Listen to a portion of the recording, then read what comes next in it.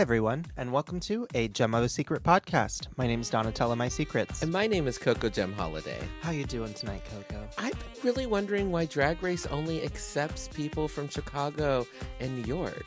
And LA. And LA. I was watching a roast, this roast before Monet got on Drag Race. It's right after Bob won.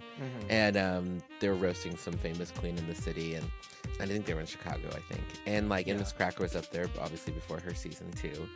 Who's part of the Tina Burner was also part of the dais as well. Well, it sounds like New York then, because those are all New York queens. It's probably all New York. But I was like watching. I was like, did they just look at this video and then book all these people to be? And because the reason I knew it was because Bob makes a joke about Monet. If you're like Monet Exchange is here, you know, the one girl on the stage who will never make it to Drag Race. And it's so funny, and all of them. Looking at them in that lighting, and the makeup is Tina Burner's makeup was rough in that lighting. Monet looked fabulous in that lighting. I don't think you needed that qualifier. just her makeup looks rough. And I was thinking to myself, I was like, did the producers just live in New York and fuck these people or something? That's what I was thinking to myself. It seems like there's always at least 4 or 5 girls. A quarter of the season is made up of girls from New York. I know, and it's there's other bigger cities that I know. It just hit me sideways to because for them I bet they're like, oh my god, look before we made it on the show, and I'm like, yes, look at all of you who live in New York before you made it on the show. Yeah, definitely. It's frustrating because considering there's never been a girl from Portland and there's only been 2 queens from Denver. Yeah, and a couple of queens from Arizona.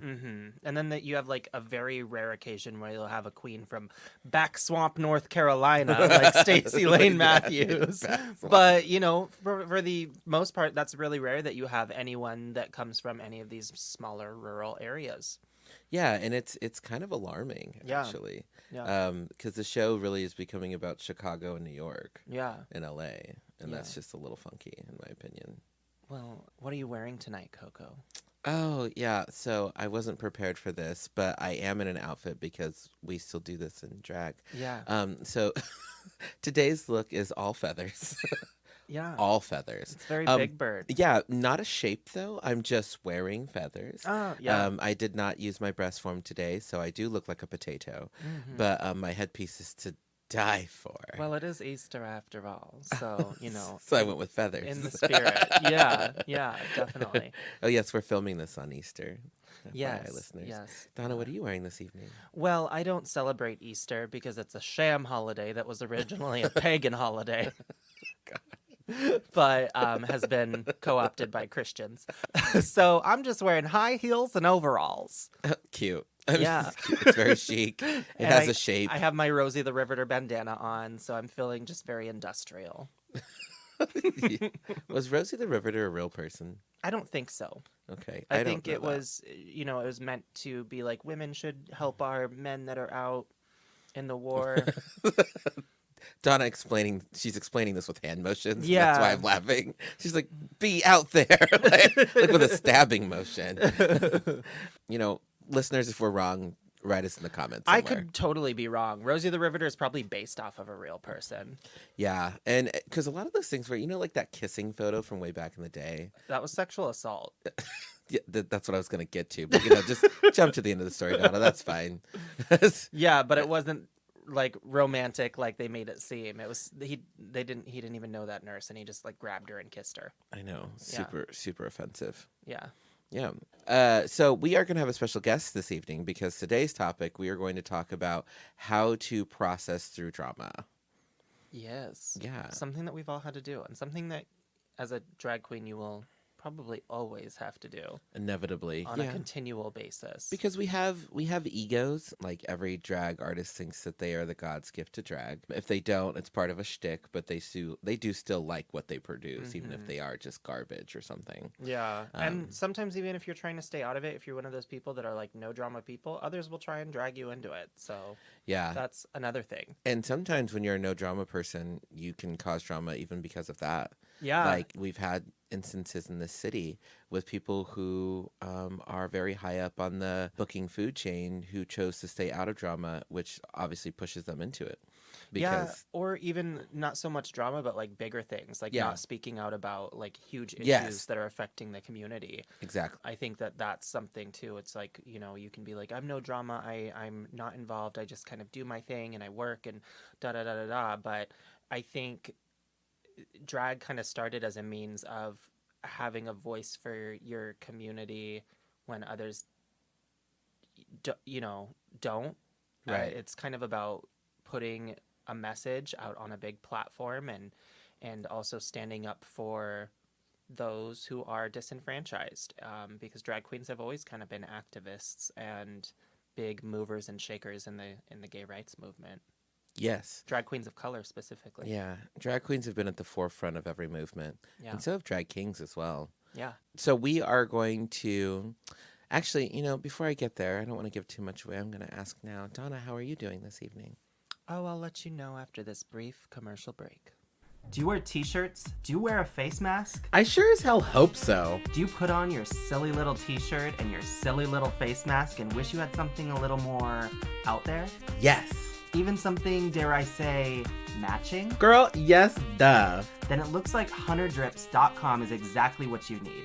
At HunterDrips.com, socially relevant merch and apparel is up for sale. That's never for profit. 50 to 100% of every purchase is donated. I hear they carry matching shirts and masks with designs that say cute little slogans like defund the police, Black Lives Matter, and it goes over your nose. And even shirts and hats with your own pronouns on them. Things that are important. Oh, so you mean important. And almost all of it is donated? Yes, donated. And guess what? What? It's size inclusive too? Yes, up to 5XL. Why just make clothes for skinny people? It's all made by Queer Artist Girl. The creator of HunterDrips.com is trans, fat, lesbian, and the site also includes merch from other queer artists, including gay Portland rapper Toto. Listeners, head on over to HunterDrips.com and use the code SECRET for 15% off your purchase today. That's SECRET for 15% off your purchase at HunterDrips.com. It's a podcast with Coco and Donna, tell a podcast. Tune into What They Tell You podcast with Coco and Donna, tell a podcast. Well, Coco, I am feeling quite good because it's a family affair today. We have your drag daughter here with us here on this happy Easter Sunday. She's been on the podcast before. Yes. So how would you like to introduce her? I'd like to introduce you to the pornography enthusiast and would-be reality TV star if their parents hadn't been hiding their abuse. Touche, douche. Thank you, everybody. I'm so happy to be here on this blessed morning. No one believes that. I think this is so. One thing I was going to talk to you about, just because we're going to use this podcast to unpack some things. I think it's so interesting how you performed recently in somebody's show, a Pajama Jam. And did you tell them to introduce you incorrectly every time? Or was that a mistake on their part? I think this specific individual was trying to be funny. Oh. Because I had not told them about this name. I think they kept calling her Touche Douche, I believe, as when they were introducing her. And I was like, who's that? Isn't that what Bolivia calls you? Bolivia calls me Touchy Dutchy. Oh, okay. Mm-hmm. Yes. Yes, there's lots of different iterations of my name, but it's all the same hatred. It's all the same hatred. Yeah. I like calling you Touche just for short, but I don't say Touche douche. I just say Right. Touche. Toosh. Like toothbrush or touche brush? Yeah. Sure. That was an obscene gesture. Oh, whoa. Yeah. Good thing this isn't a visual medium for our listeners. Yeah, so we brought Touche Douche on because this is a Portland-based podcast, and Touche has been in the root of so very many scandals. Scandals. Wow. Absolutely scandals, for doing drag for such a small amount of time. but everybody knows who she is now because they would have to, because some of those posts go viral. So what we wanted to talk about today is how you process through drama, how you go through it, how you recover from it, how it affects your bookings, or if it has affected your bookings. So my first question would be, because when we first met you, you weren't really vocal. You weren't really like a shaker in the scene. You didn't really like create waves. When did that change? Probably when my feud with Boujee Cherry started. Oh my gosh. A name was dropped on the podcast. I mean, I'm trying to like think back, and I think that's probably pretty accurate because Yeah. I don't really remember much kind of drama happening before then with you. No, there wasn't really anything. And like the only reason I think it changed was because Boujee was someone who I had this like really kind of like building this close relationship with, as all of us kind of were. And then her whole thing went down, and then I was getting really fed up as to how she was treating people. So the reason I got so vocal was because I felt like there was mistreatment of people I cared about from another person I felt I had an intimate relationship with, and then it kind of just spiraled from there. Yeah. That makes sense. I understand. I mean, I definitely understand from that perspective, like why you would want to get in and like defend people that Right. are being treated that way. Because you and I actually both hopped in on the drama with Miss Angel, Phoenix. yes. Yeah. More So- names. More names are going to be dropped. You and I both were like, Oh, although we had very different approaches we to the did. drama. We did. Yes. I was like, please learn how to spell. And you were like, I'm really disappointed in your character. Yeah. Both are. Yes. And so, We're both Aries though. yeah, Yes. it definitely So is showing we're through. ready for a fight. Yeah. All the time. But I actually think it started before Boujee in one aspect. So another person who's been on our podcast a lot is our friend Autumn Rain's Heart. And Autumn very much so loved to push Touche's buttons in every aspect. And I remember there became a point when she went to Autumn in the bar and said, I am never buying you a drink again. I do remember this. Well, it's because like Autumn would be, let's just say Autumn would be shitty towards you. She I would mean, throw things at me. She would Yeah. she would throw things at you. inflatable pool toys, burritos, beverages. She would throw things at me, and I was sick of it. Cosmetic wedges from the back, cotton was balls. It was a lot. And I'm like, what kind of monkey in a zoo are you throwing this shit at me constantly? It was very annoying. Oh, that's very funny to me. Yeah, I just remember she went up to Autumn with very stone-faced and said, I'm never buying you a drink again. And she was being so serious at the time, as much as a 21-year-old Touche could be, which God. means not at all. That was But- 2 years ago now. Yeah, she was holding true to her convictions. There's a couple of other instances with Autumn, but Touche got to a point where she was like, I don't want to feel like a punching bag anymore. Yeah. I don't want to feel like everybody's making fun of me, and so I'm going to stick up for myself. And then her personality went through this insane 180 from this very nice, sweet whore of a girl we met to this very aggressive, horrible monster sometimes. Really smart, though. Like, she was, like, really sweet and innocent and kind of dumb before, and then she was like, oh, I'm actually smart. That was just a character. I'm like, I want everyone to like me, and then I'm like, I want everyone to hate me, and then things got worse. Yeah, but I think the public part of it was the Boujee stuff. I can admit to that. Yeah. I don't think there was anything like, because Autumn doesn't write online or anything, and so No, still doesn't write online. She just actively just doesn't engage with people on the internet. And at I just all. disappear Yeah. from online completely, except for other platforms. I just Yep. don't like Facebook. I feel like most of the drama happens on Facebook. I hate Facebook too, because every like 15 days I get muted for 30 days. Like I'm in my day 28 of my next 30-day mute that just happened the other day. So like, So would you agree that that's kind of the platform that most of this happens on then? yes, very much so. Yeah. well, Twitter has a lot of beef. It's just I mean, that really too. hard to follow it on Twitter, to be Yeah. honest. I agree. You have to Yeah. see that, because like Right. Denver was going through like some massive drama like 2 Well, months and ago, and I Portland couldn't isn't keep really up. on Twitter either. Portland's mostly Facebook because they're Yeah. old. Facebook or Instagram, I'd say. Yeah, and the Instagram stuff. Actually, no, you're right. I will admit this because Touche does this garbage too. Portland uses their Instagram stories. For their Yes. drama. Yeah. Like, it's- Tuesday's always posting on stories for her beef. Yeah, my favorite stories of Touche, because this interview is just us going to be reading Touche for everything she's done, will be when Touche is too drunk in the morning after a gig, and she has 27 Instagram live stories, and they don't mean they don't mean anything. And she's just like, I'm gonna tell you guys what happened today. And the next one will be like, I really love pots and pans.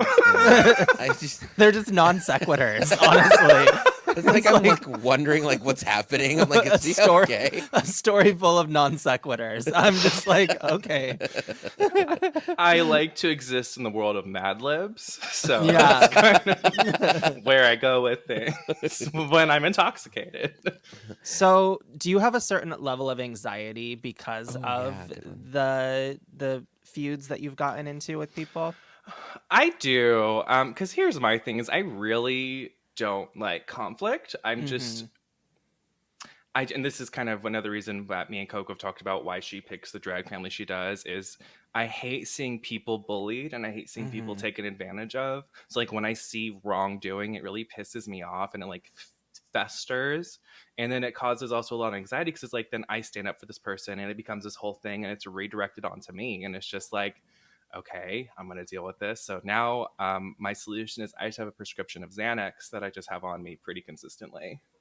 Yeah, it's so anxiety inducing. I remember, is. I mean, anytime I've even the situation with Angel, like it did give me a certain level of anxiety because like there are people who draw lines in the sand during any type of like public feud, and there's people that you thought that you were like cool with that are all of a sudden like not having your back and like Right. kind of, you know, it's just really interesting. You get a better idea of like what people actually think about you. And it's like, wow, do people actually even really like me or what's that's the going on? Like, but yeah, I the thing is, I know that it causes like anxiety in you. So I wanted to check in It's a with you lot. and see if that was something that has been affecting you. And that's, Yeah. Yeah. Yeah, it definitely is something that does affect you. Conflict like isn't pleasant for anybody, and for people who do No. enjoy conflict, they should really be studied and figure out why that is because it's like being at peace with people and being able to have honest discussions and dialogues about differences, I think, is a sign of maturity. And so when it gets to a point that you have to be aggressive like that, it's really shocking because it's almost reverting to an earlier state of evolution in the human psyche where it's a me versus you versus an us versus them situation because it becomes very personal and people start nitpicking at things not necessarily involved with the situation. They start tearing down yourself as a character. yeah. Absolutely. That's interesting because I've seen that happen a lot in like influencer drama too. It doesn't just have to be like between local drag queens. That's Exactly. a lot of the ways that influencers fight is they'll drudge up things from people's past that have nothing to do with the situation at hand that people are having an issue with, and it's like it's unfair and it's definitely like a low blow.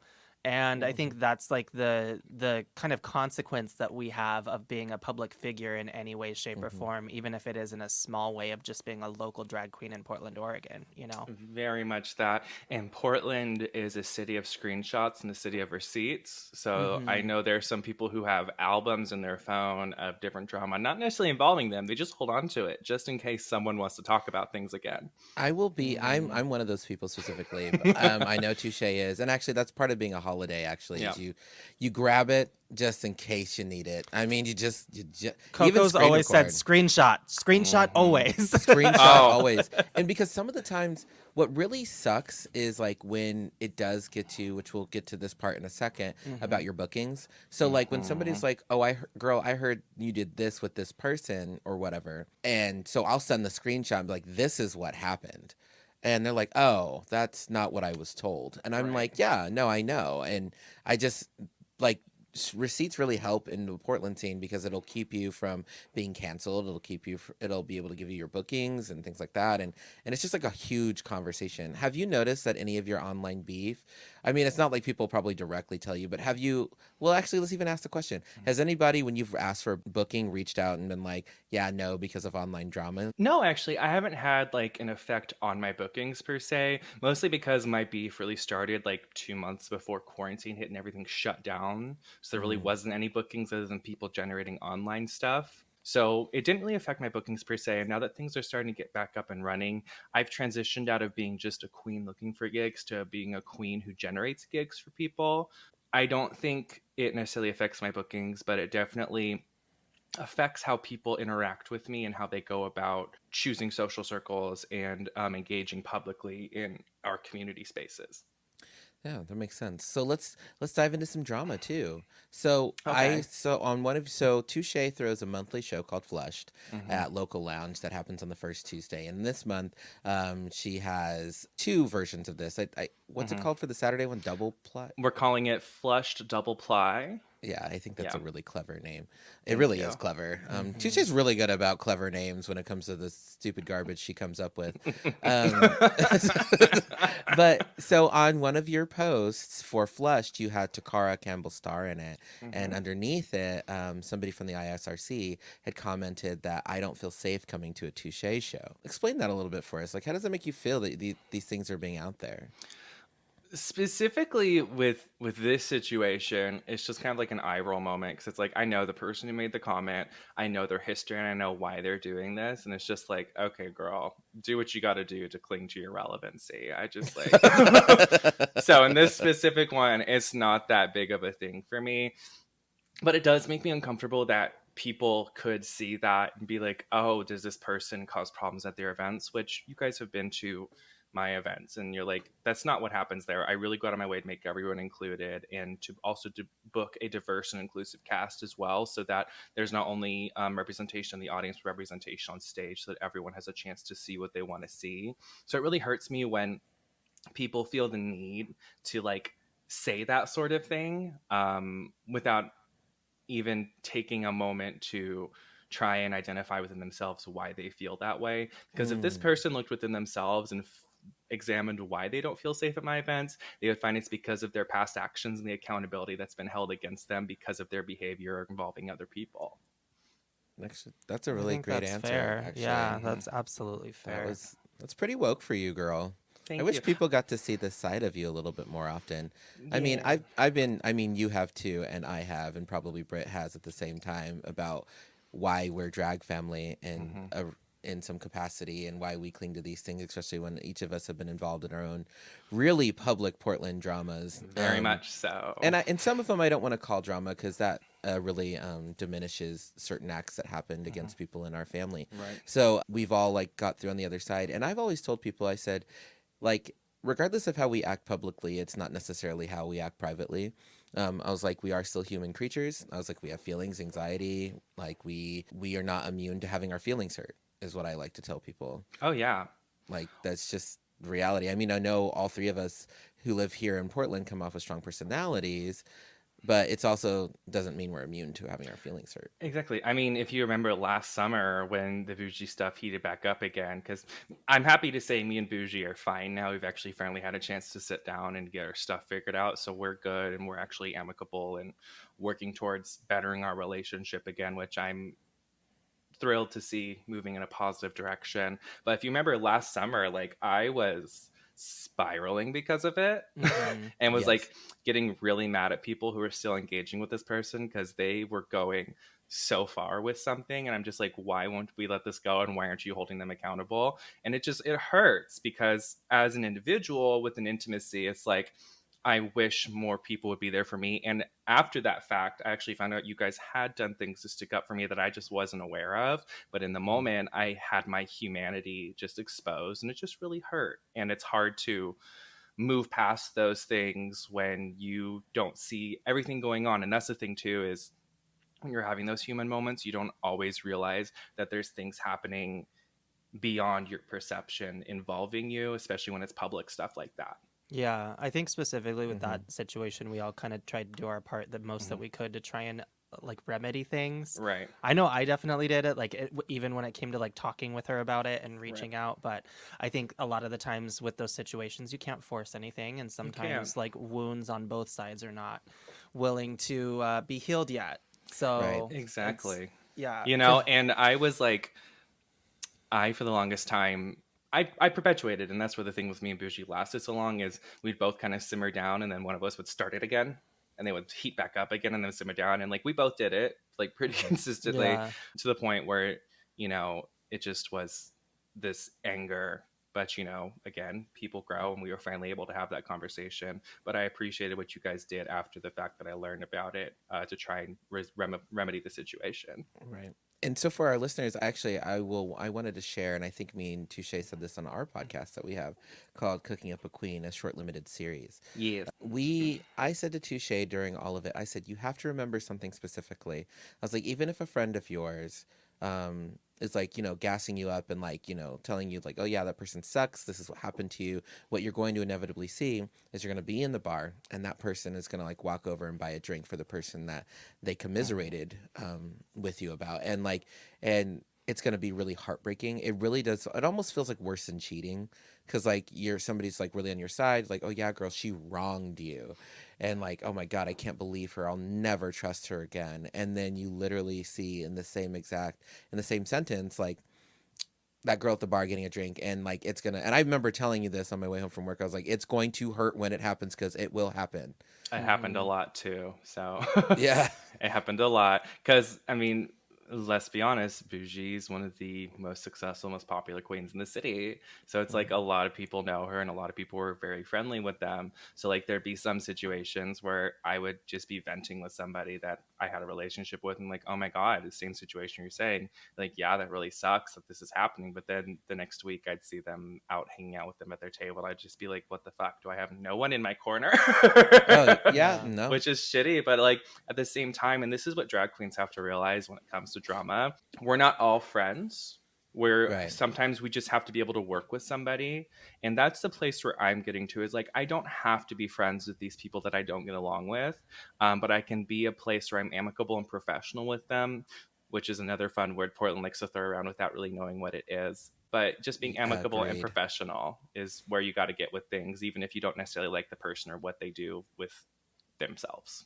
Yeah, and I think that there's a learning lesson in this too. I mean, because as much as you hate that I say this as often as I do, you are relatively young, and you're also new to drag. I mean, even though you've been doing it now for roughly 2 years, and you were performing a lot, so that you have kudos, you have a say in the scene because of that, and you put your dues in, and to where now you're getting booked regularly, you have your own show, which is just, you know, a really great and amazing feat. But there is this air of professionalism that has to exist, and it sucks too, though, because it doesn't leave a lot of room for mistakes. Me and Donna were talking about you like yesterday, and she said something along the lines of, she said, I love Touche to death, but she's also learning a lot, like, and there's going to be a lot of mistakes that come from, you know, just being new to this specific area here. Because I remember you wanted a show like really early on, like you were like 6 months into drag, and you were like, oh yeah, I want to do my own show and blah blah blah. And I was like, girl, you got a lot to learn before. Definitely. Right. So another question that I did have for you then is, when did the Instagram stories start? I started using Instagram stories just as like a fun little way to engage with this little corner of the internet I have, just because I'm a quirky person, and I'm weird, and my mind goes into very strange places at times. So I'm like, it's a little 30-second camera I can just hold record on and put it on the internet. Sometimes I have really funny things, like when I canceled Shandy for not liking mint chip ice cream. Like, I feel like that was great. But then it got to a point where, you know, I would get frustrated because this public beef would come out. And so I would use it as a way to like make it almost like satirical, like, oh, this is what's happening to me, and you should feel this way about it because this is how I feel about it. Also, look at these plants, you know? So that's kind of like, it's kind of like was almost like satire, but at the same time, it was a way for me to vent and get things publicly, at least from my perspective on things, because there are people who will take a story and turn it into their perspective, because you always know with a story, there's your truth, my truth, and the truth. So that's elevated. So it's sharing your perspective on it, and then people can pull from it what they will. Yeah, I feel like I noticed, I know that they probably started well before this, and I think they did because I do remember seeing them before, but I noticed like an influx of them happening around like the stag stuff Oh yeah, the going on. stag stuff definitely. The reason I think that's exactly when it would start is because when I learned about what had been happening at Stag and the history of the venue, I was really upset with myself because I patroned there a lot. And I We all did did. yeah, and I did shows there a lot. Like that was one of Hmm. the first bars I had a regular show at. Many of us did, and then learning the history of it after the fact, and then the lack of accountability there was really frustrating to me because it's like this is clearly harm that's happening within our community, and this is someone who's doing wrong to many of us, but so many of us are just choosing to ignore it or like not engage with it, and that really bothered me. Yeah, I think that it was good of you to speak up on that for sure. Yeah, you definitely jumped into the heat of some really important issues. Sometimes you jumped in when it wasn't necessary, but that one was, I feel like, was really important to like get involved and have that conversation and start those Right. dialogues. Regardless of how people felt about how you did it, I think it was important that you did something. Right. Well, because, and I appreciate you saying that because it's got to be talked about. And if nobody's talking about it, nothing's going to happen. And I mean, look at us now. The person who caused the issues is no longer involved with the establishment. It's a completely new management, a new owner, and stuff. So it's like, whether or not that was a direct result of what myself and Shandy and JT and a bunch of other people did or not, change did occur. I And think it so, was. Honestly, I think it had something to do with it. I think mhm. once they saw the amount of hate that they were getting online, and I don't want to actually, you know what? I don't even want to just label it as like hate because that's, that implies that this person did something to like, you know, be canceled. And I think that's kind of downplaying like the Mhm. severity of kind of the issues that were going on there. Right. A lot of them were very racial, and I think that it was important to try and get some sort of accountability on the situation by That exactly. That's how I felt about it too. But also, it wasn't just racial; it was also sexually predatory behavior. Like yes.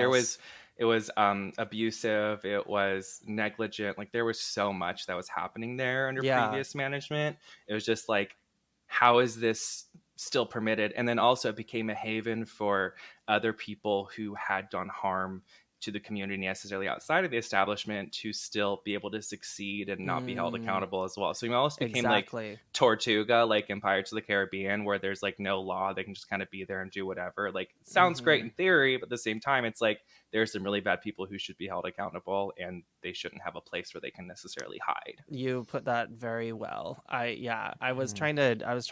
try to put my finger on what it was that all kind of like went down there. And Hmm. you're right.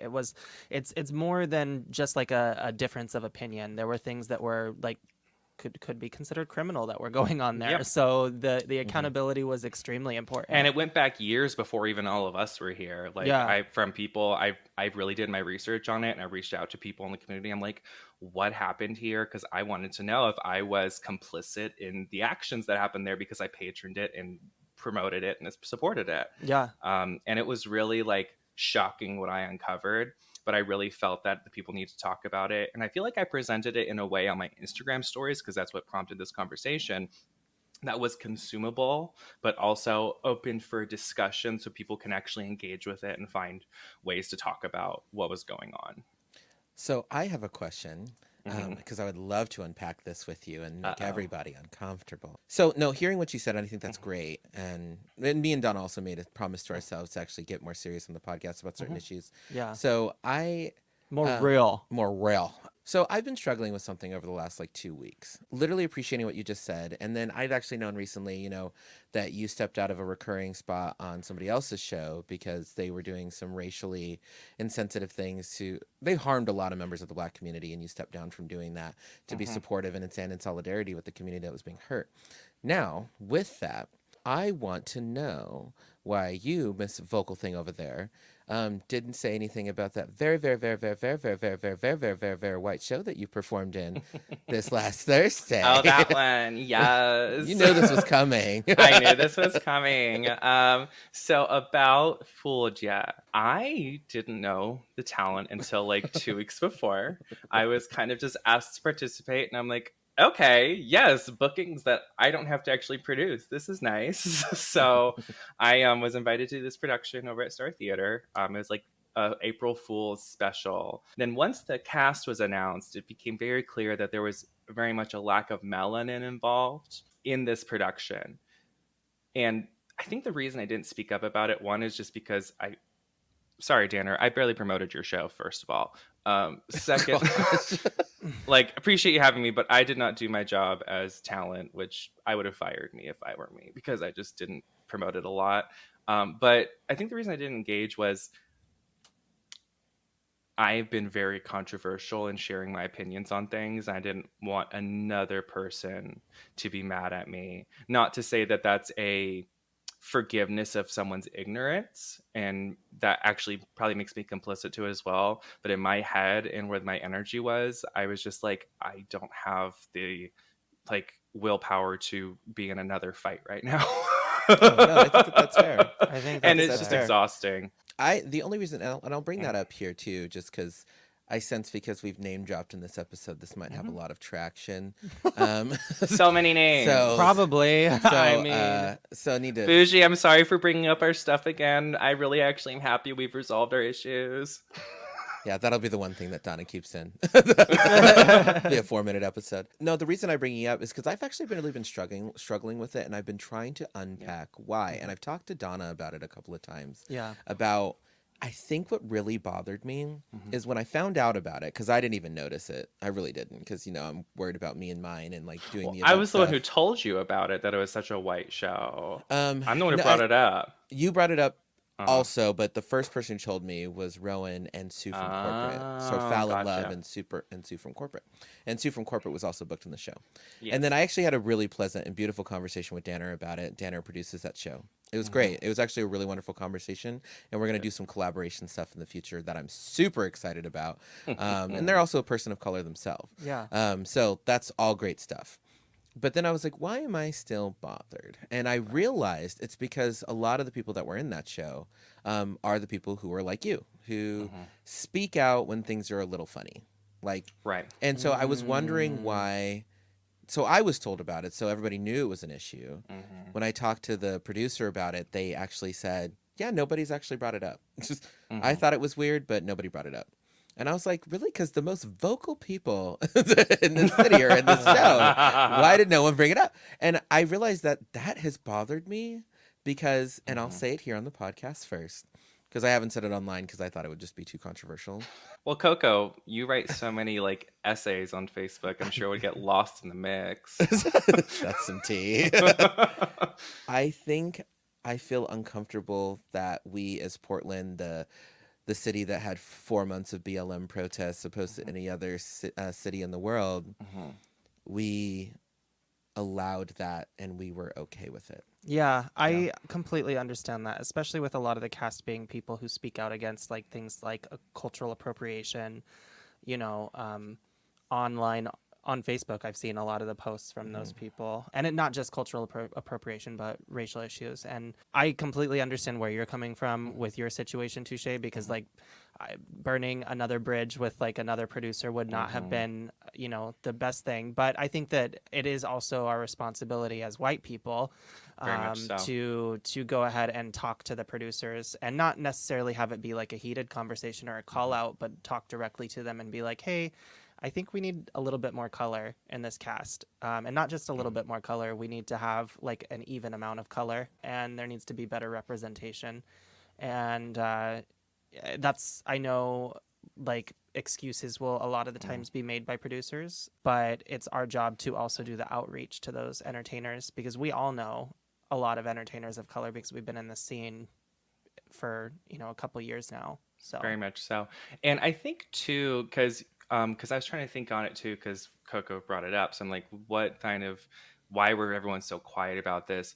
And it's not an excuse, but it's like, I think this last year, a lot of white people who are in a little bit more of a diverse friend group and social groups really finally opened their eyes. They should have earlier, but they finally had like their eyes really opened with what happened with George Floyd to the disparities in our society.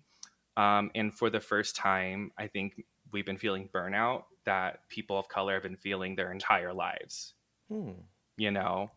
And not that that's an excuse, but it's just like, there's been a lot going on. It's like, okay, we have, and people shouldn't have to deal with this either, but we as essentially younglings in this fight, because we're just now joining it, whereas we haven't had to deal with it our entire lives, haven't found the ways that people who deal with this their entire lives cope with it on a daily basis.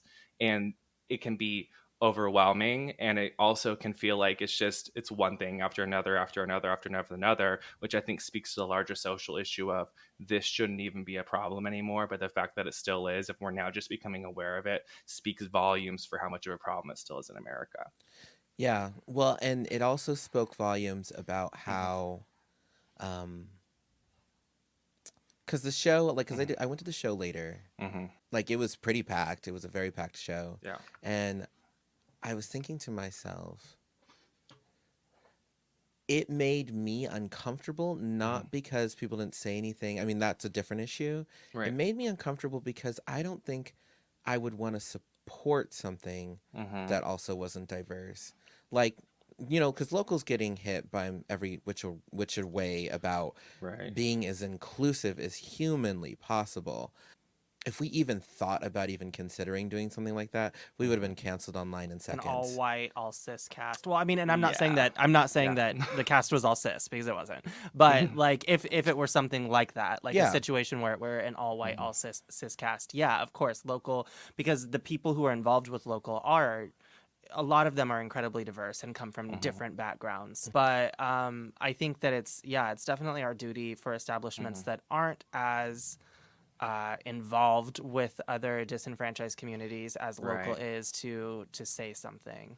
Most definitely. And I think what I would say, like, if I was going to write this in one of my long essay posts, I think I would actually end it with saying, all I'm really asking is that if you are put in a show chat, just look to your left and look to your right and just make sure that it's a little bit diverse. If it's not, then I would hope that someone would say something.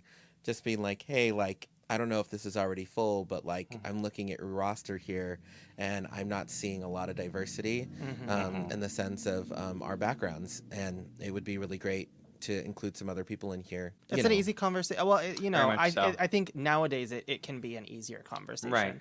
And now actually engaging with Danner, I know there's someone who's actually open to dialogue. So it was wrong of me to not bring that stuff up. Just because you're right. I'm someone who's been very vocal about things, and not that it's okay that this one thing kind of just didn't necessarily slip my mind, but it just didn't register as I need to get involved for. It's just a reality that I dropped the ball on it, and all of us did. And I think that's back to the conversation we had earlier of we're all still human, but that's not necessarily an excuse. It's just a reality. So we have to learn to be better with our humanity, but also still do the work, especially when it's inconvenient. Yeah, absolutely. And I think too, like, just for anyone, I'm not trying to like direct this specifically at you or anything, but just for anyone that's trying to have like these types of conversations, like these conversations every single time don't have to be a call out. They don't have to be you going online and tagging the person in the post before you're having a conversation with the producers. I think it's important to go to the source first, have those conversations, respond and react to how they're responding and reacting to you, and then, you know, if they're not responsive and if they're not really receiving what it is that you're trying to say about including a more diverse cast, then of course, like, say something online, because that then it's a problem. But Definitely. I think a lot of this boils down to just like having conversations with one another. Which, you know, we all, especially I think as stunted queer individuals, can have issues with communication. So most definitely. And I think too, we're moving in a direction where that can happen. And I'll use an example of a previous instance of how the situation could have been handled and how I could have done better with it is how I dealt with everything that happened with Sativa. You know, because in that situation, I didn't go directly to the internet on that one. I literally talked to every single person possibly involved with it to figure out what was going on, because I wasn't directly involved with it, but a lot of people around me were, including Sativa themselves. So I'm like, what is everyone's perspective? It comes back to what I talked about earlier. There's your truth, my truth, and the truth. So I was trying to get through everyone else's truth to the truth of what happened. And when I finally got there, that's when I addressed the issue, and that's when I then made it public. And what happened. The dominoes fell where they did, and that is a way I think that's healthy, because you're having a conversation, hearing everyone's perspective on things. Maybe it took too long, but I think ultimately that's a way to pursue dialogue on these aspects of things, especially when there's multiple accusations flying around multiple places. And that wasn't even to the level where this was at, but maybe a way for people to just think before they necessarily jump into something. I think you're absolutely right. Yeah. You know, I think even on my end on that, like, especially since someone who I deeply care about and that I am so close with was involved, like, I think that I probably could have handled it better, and you know, instead of just staying out of it completely because I wasn't involved, and like, granted, I'm not on Facebook anymore, so I wouldn't be making any posts anyway. Right. And I don't really bring anything super serious on my Instagram, unless it's to do with my sobriety. I probably could have had conversations with the people involved, and Right. you know, I need to practice what I preach as well, as Most someone who definitely. is white and you know, knows that the people I care about are affected by a lot of these issues in our community. Right. And Coco, as now have triggering the white fragility and the white reaction in all of us, do you have more to contribute? Thank you for allowing me to speak. No, the funny thing is, like, I don't, like, as our listeners have figured out, like, me and Donatello always like use this to unpack trauma and things that are really getting on our nerves. And what I've recognized with that, because like, so I had the incident myself too, so I have probably made the most. I am probably incredibly problematic to the hard of hearing / deaf community, because I just don't know enough. And because I have the privilege of not learning more. And so working with Sin Nombre and working with Anjay Tifa and, like, you know, working with them on the shows that they want to do and, like, how things are happening. And, like, there was a comment that was made, and I might mess it up, but it was basically something about there was a word before needs. Like, one of the performers had to stop. Their, like, accessibility needs weren't being met or something like that. Their comfortability needs. I can't remember what the word was before. And I went over, and when Anjay Tifa had said it to me, and I said, actually, what does that mean? And they're like, oh, well, the song that they learned, because the interpreters are in front of the performers to give song cues. And so the interpreter was interpreting it differently, like contextually, than the entertainer had learned it. And so they had to regroup and, like, go over the signs that they would use for cues, and, like, however, and, like, all this stuff, the stuff that I would in a million years never had considered, because I have the privilege not to. And then also, when it was happening, I had asked Anjay Tifa if, like, had there been a deaf show like this before, like a death drag show before? And they said, not really, not like this, where the audience is majority deaf. And then we're also so many, as an event manager of a bar, we did so many things wrong. And actually, sorry, I won't say wrong. We stumbled a lot because we weren't prepared enough. I had tried to learn a few signs that would help with, like, tickets in the door and, like, all these other things. Basically, long story short, like, it was such a really great learning experience, but I could also see how frustrating it would be from anybody participating in the show. One of the entertainers actually did a thing that came up that said, I know everybody. They basically in their performance said, I know that everybody likes TikTok, is kind of what they were trying to get at, but I have to scroll through so many videos before I find one that's captioned.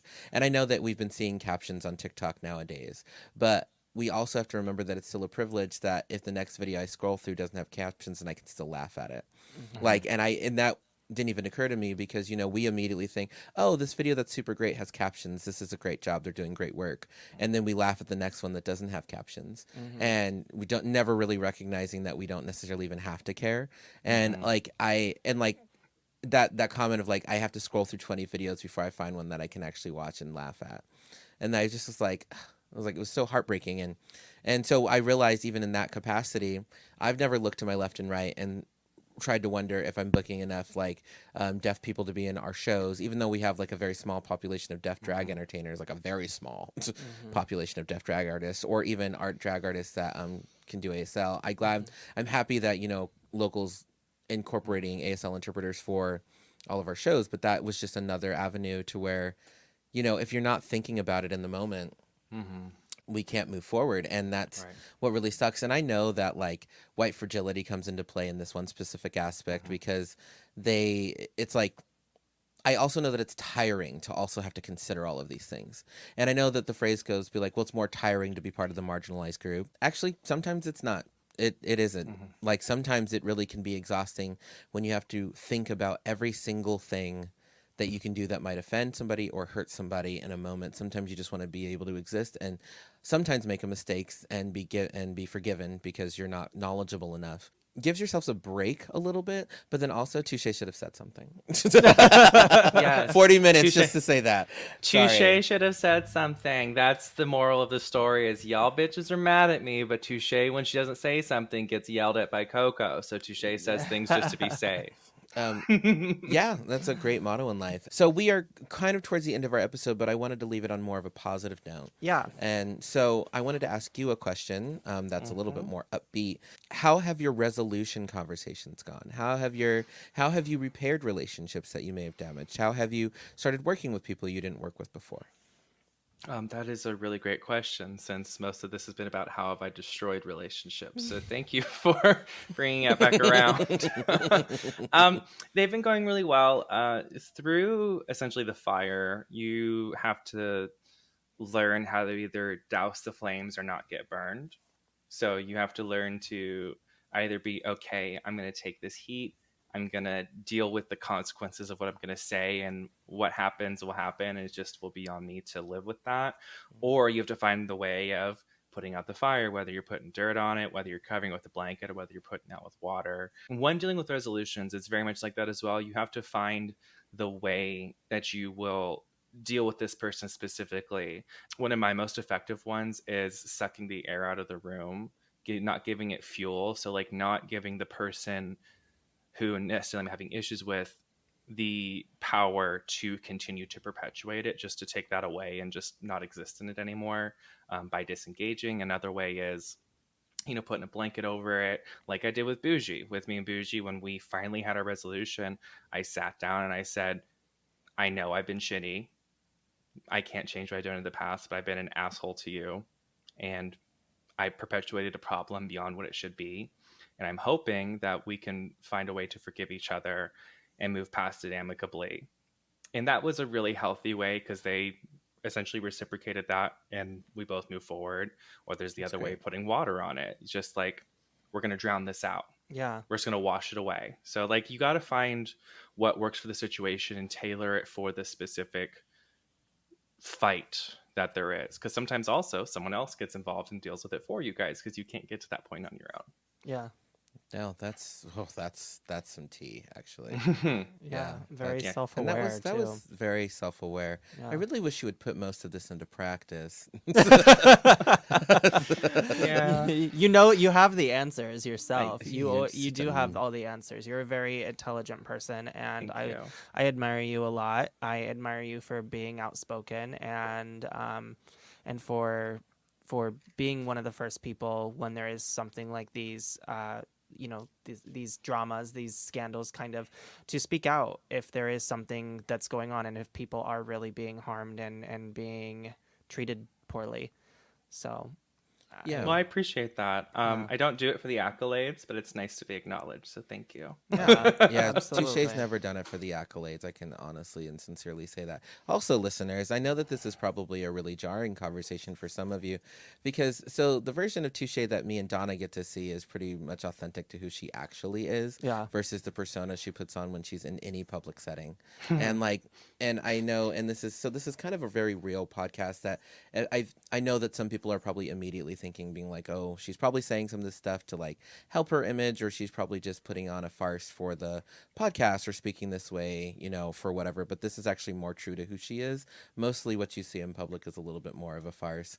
And that's why even when you see me and Touche arguing with each other, which is every time we're out in public for every conversation and anything that we do, like I tell people this all the time, like I love her dearly and I will always support what she does, and it's because this is the version of Touche that I get to see. Yeah, I have some of the best one-on-one conversations with you over the last like couple years that we've known each other. Our one-on-ones have always been very meaningful, and when I'm not completely blackout wasted. And even then, you know, blackout wasted talking about gremlins is kind of fun too sometimes. It's so fun. Like But- that's a deep conversation to have when you're shit faced. It's like, why was the second movie not at another holiday? Like it didn't make any sense. And for mine, I tell people all the time, I was like, I argue with her because I care about her. Yeah. Like, and I do. I have some of the best conversations with Touche, and sometimes I call just to vent. But I will say this about Touche. The one thing, which I know some people think is a cop-out, the one thing that I really appreciate is when I need assistance, she shows up. So, like, even yesterday, which would have been drama camp, because I know this episode releases on Thursday, so this will be a week ago on last Saturday, and I called Touche and I said, I need your help. And she's like, well, what do you need? And I was like, I need somebody to help run sound inside. And she's like, okay, well, I'm put on some pants and I'll meet you there. And she showed up and she did what was asked of her, and she helped out, and she was great. And then she did, and if she shows up to the bar and you're having a show, she'll tip tart for you. She'll tip tart for people she doesn't even really care for or appreciate. Like, she'll help you zip up your clothes, she'll help you pack up, she'll walk you to your car. She does all the physical action stuff that a good person would do. I do obviously want her to be more mindful in person with all the garbage that comes out of her stupid mouth, but like outside of that, she is a good person. So this didn't mean to be like a let's help Touche repair her image episode, but like I think it's kind of turning into that a little bit. I love that. Well, I love too that this came from me harassing you in our group chat of, well, Coco, when you have me back on your podcast without unpacking my trauma, and we just unpacked my trauma again. So, basically, you also called us aging millennials. yes. Give me them hot takes, please, I am on that after- Motorola Razor. I am, after all, you're much older. That's what you refer to me as. You're much older drag sister. Yes, much older, aged. Like there's a generational gap at this point. I'm pretty much your aunt at this point. Yeah. So Really? yeah. Yeah. Oh goodness. The aunt or like the older cousin in your family that you call aunt or uncle because it's too weird to call them cousin. I have a lot of those because I was Same. the oldest great grandchild in my family. So like there was my cousin Katie, who's the youngest grandchild, and I was born when she was 13. Yeah. So like I have all these cousins who are like 10, 15 years older than me. Yeah. So I just call them aunts and uncles. So I feel Yeah. that. Yeah. Same. I guess I still talk to none of them, but I feel that. Right.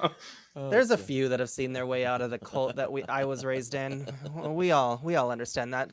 Listen to our coming out episodes. Yeah, that's what Touche was talking about. We had her come out on our podcast, talk about her story, and it was really traumatic. So that's some tea. So I did want to leave everybody before we do our final goodbyes and everything. I'm dialoguing what's going on through all the stuff that we talked about in this episode. I'm trying to see where we're going to get canceled. So this is what I will say. Of all the information that you've learned here, obviously it's from firsthand perspectives and things like that. And a lot of the stuff we talked about is actually in the past.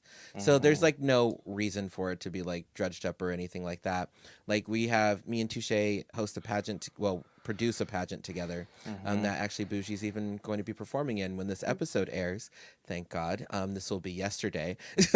So she can't hear it and cancel and not be in it. But no, a lot of this stuff is in the past, and we've moved forward and we've learned, like we grow as human beings and we're allowed to make mistakes. I think that as Portland especially doesn't let people grow from mistakes the way that they need to.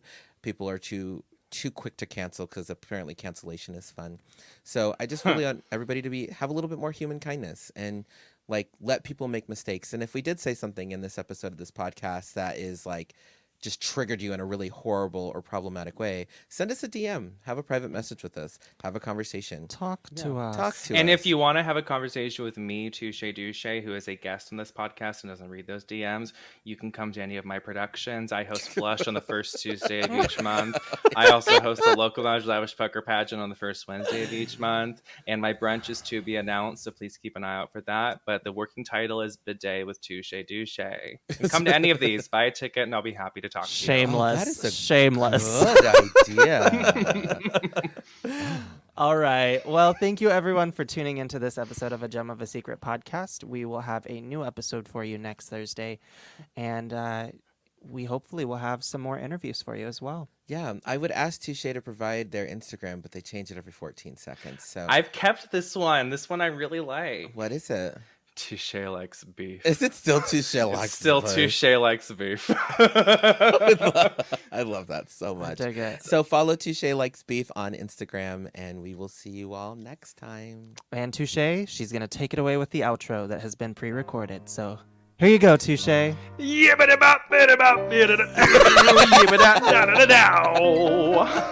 This has been another episode of A Gem of a Secret podcast.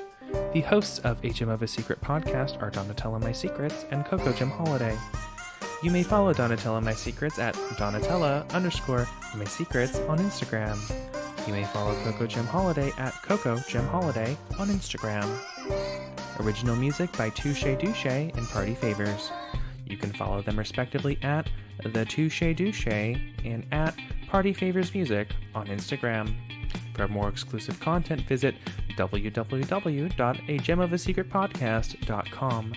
That is AJEM of a secret podcast.com. Be sure to tune in every week on Thursday for a new episode wherever you listen to podcasts.